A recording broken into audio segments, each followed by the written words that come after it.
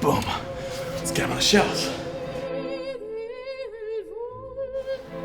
All right. So it took quite a bit longer than expected. It took like 3 days to get everything actually set up. But we're finally at a place where everything is up and ready. This is like the Christmas of gaming. We have Battlefield 4 beta coming out tonight. And we also have, of course, GTA Online coming out really soon too, tomorrow. So basically I want to show you guys, I got tons and tons of questions about what's in here.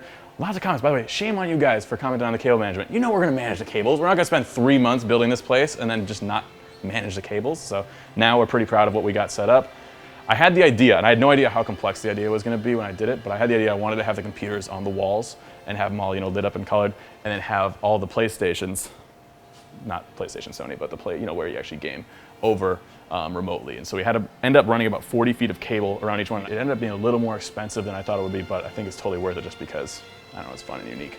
All the cables come through this area over here and through, we only have one cable trough down here that everything goes under.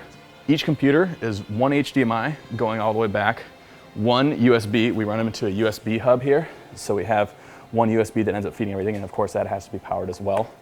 And then, which actually does the headphones, the mouse, the keyboard.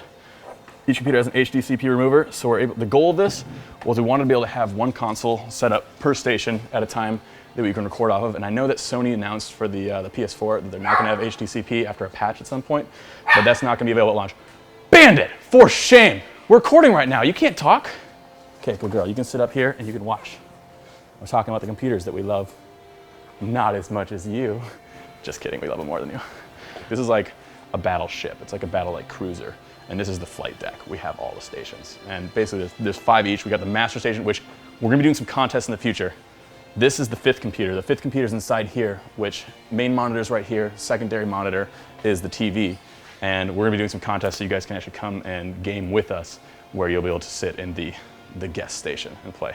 Console gaming is coming back, guys. We got the new consoles about a month and a half away.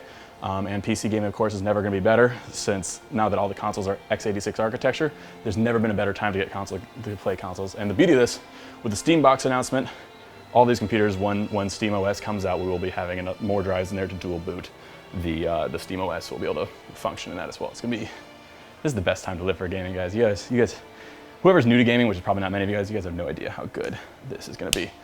We wanted to have computers that weren't like ridiculously stupid machines where it's just okay, you spent a stupid amount of money and you threw everything in there, because as you know, you don't need 64 gigs of RAM to play video games. You don't need dual processors to play video games at max settings.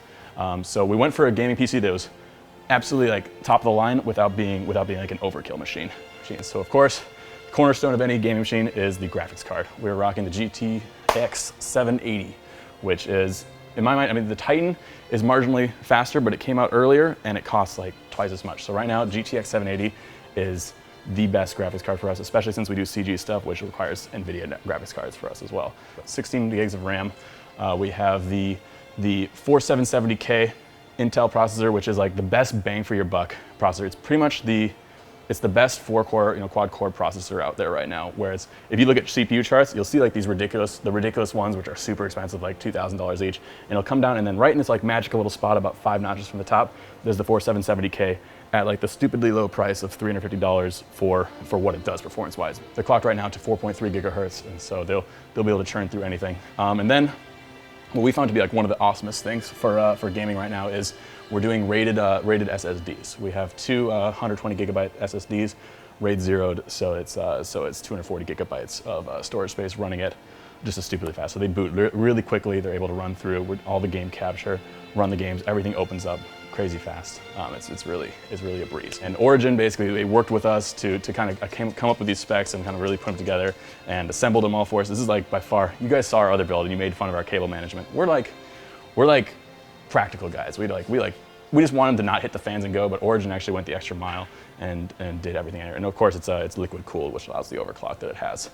Correct me if I'm wrong, But there hasn't been like that. There hasn't been that benchmark game since Crisis. Crisis was like the awesome thing because like whenever you build a PC, it's like what can it run Crisis at? And for the longest time, for years, we had Crisis as the benchmark. At this point, it's like there's other been brief windows, like Battlefield 3 was there for a bit. No one's can really agree on what the best like benchmark game is, and when they do, it's only for 6 months. But I think the best one that's coming out, of course, is going to be Battlefield 4 in the near future. And so we're starting that beta tomorrow. So we'll get back to you guys by showing you guys how these things actually churn through.